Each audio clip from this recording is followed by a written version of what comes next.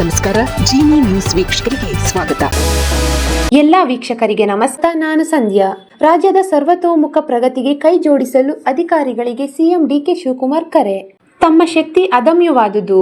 ತಾವುಗಳು ಮನಸ್ಸು ಮಾಡಿದ್ದಲ್ಲಿ ರಾಜ್ಯದ ಅಭಿವೃದ್ಧಿ ರಥ ಮುನ್ನುಗ್ಗುವುದರಲ್ಲಿ ಎರಡು ಮಾತಿಲ್ಲ. ಸರ್ವತೋಮುಖ ಪ್ರಗತಿಗೆ ತಾವುಗಳು ಕೈ ಜೋಡಿಸಿ ಎಂದು ಮುಖ್ಯಮಂತ್ರಿ ಡಿಕೆ ಶಿವಕುಮಾರ್ ಅವರು IAS, IPS, IFS ಅಧಿಕಾರಿಗಳಿಗೆ ಕರೆ ನೀಡಿರುವರು. ನವದೆಹಲಿಯ ಕರ್ನಾಟಕ ಭವನದಲ್ಲಿ ಅಧಿಕಾರಿಗಳ ಜತೆ ಬುಧವಾರ ರಾತ್ರಿ ಏರ್ಪಡಿಸಿದ್ದ ಔತಣಕೂಟ ಸಂವಾದದಲ್ಲಿ ಅವರು ಈ ಮನವಿ ಮಾಡಿದರು. ಮುಖ್ಯಮಂತ್ರಿಯಾಗಿ ಅಧಿಕಾರ ಸ್ವೀಕಾರ ಬಳಿಕ ಇದೇ ಮೊದಲ ಬಾರಿಗೆ ದೆಹಲಿಗೆ ಆಗಮಿಸಿದ್ದ ಅವರು ಇಷ್ಟು ಬೇಗ ತಮ್ಮನ್ನು ಕರೆದು ಸಭೆ ಮಾಡಿದ್ದಕ್ಕೆ ಅಧಿಕಾರಿಗಳು ಪ್ರಶಂಸೆ ವ್ಯಕ್ತಪಡಿಸಿದ್ದರು. ಅಪಾರ ಜ್ಞಾನ ಸಾಮರ್ಥ್ಯ ಇದೆ. ನಿಮ್ಮಲ್ಲಿರುವ ಅಗಾಧ ಪ್ರತಿಭೆಯನ್ನು ಕರ್ನಾಟಕದ ಪ್ರಗತಿ ವಿನಿಯೋಗಿಸಿ. ನಿಮಗೆ ಬೇಕಾದ ಸಹಕಾರವನ್ನು ಸರ್ಕಾರ ನೀಡಲಿದೆ ಎಂದು ಮುಖ್ಯಮಂತ್ರಿಗಳು ತಿಳಿಸಿದರು.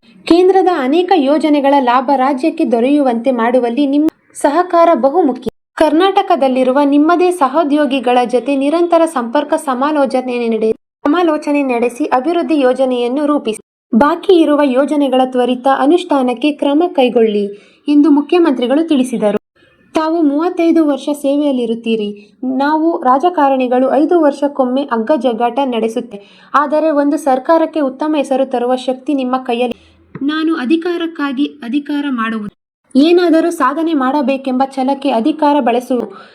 ಸಹಕಾರ ಇದ್ದರೆ ಸಾಧನೆ ಅಸಾಧ್ಯವಲ್ಲ ಎಂದಿದ್ದಾರೆ. ಈ ದಿನದ ನಿರಂತರ ಸುದ್ದಿಗಳಿಗಾಗಿ ವೀಕ್ಷಿಸುತ್ತಿರಿ ಜಿನಿ ನ್ಯೂಸ್. ನಮಸ್ಕಾರ.